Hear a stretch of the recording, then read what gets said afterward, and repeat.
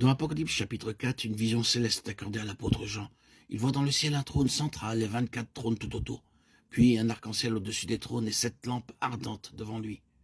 Ici, nous avons l'Église glorifiée dans le ciel et révélée à Jean. Chacun est invité à avoir une part dans ce sanctuaire. Au chapitre 3 de l'Apocalypse, verset 21, notre Seigneur dit à Jean, « Celui qui vaincra, je le ferai asseoir avec moi sur mon trône. Comme moi j'ai vaincu, et je me suis assis avec mon Père sur son trône. » C'est la promesse de notre Seigneur à son Église. Promesse donnée à Jean, l'apôtre, sur la terre. Au chapitre 4, il est enlevé dans les cieux et voit le trône, ainsi que ceux qui sont assis dessus. Chaque détail a une grande signification spirituelle. Nous pourrions passer toute une semaine sur ce seul sujet, afin d'obtenir un rapide coup d'œil du sanctuaire et du trône. Considérons le trône central, les 24 trônes autour, ainsi que les 24 anciens assis, des couronnes d'or sur leur tête. 7 lampes de feu brûlent devant le trône, et les chérubins se tiennent debout tout autour et au-dessus de tout. L'arc-en-ciel, symbole de l'alliance de Dieu. Dans la Genèse, nous lisons qu'après le déluge, Noé vit un arc-en-ciel. Dieu établit une alliance avec Noé. L'arc-en-ciel est le symbole de l'alliance de Dieu. Il ne devait plus craindre le déluge sur la terre. Genèse 9, 13. L'arc-en-ciel était un symbole confirmant l'alliance que Dieu avait contractée avec lui. Comme vous le savez, il y a 7 couleurs dans l'arc-en-ciel, violet, indigo, bleu, vert, jaune, orange, rouge. Dieu a conclu cette alliance avec l'humanité. La première avec Adam. Bien qu'Adam ait failli et désobéi à Dieu, Dieu a cependant conclu une alliance avec lui, promettant que le Sauveur sortirait de la postérité de la femme. Genèse 3, verset 15. En vertu de l'alliance de Dieu avec Adam, notre Seigneur Jésus-Christ vint sur la terre. Ensuite, la seconde alliance fut conclue avec Noé.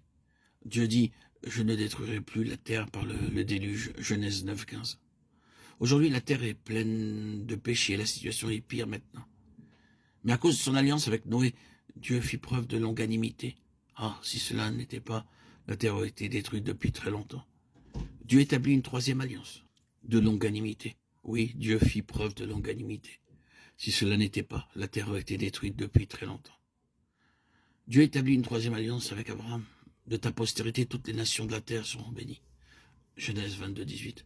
Le Seigneur Jésus-Christ est issu de la postérité d'Abraham et toutes les nations sont bénies en lui. La quatrième alliance fut avec Moïse.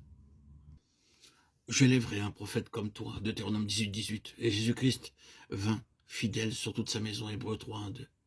Cinquièmement, il fit alliance avec David concernant le trône, afin d'établir son alliance éternelle avec lui et sa postérité. Psaume 89, 3, 4, 28, 29, 33, 35.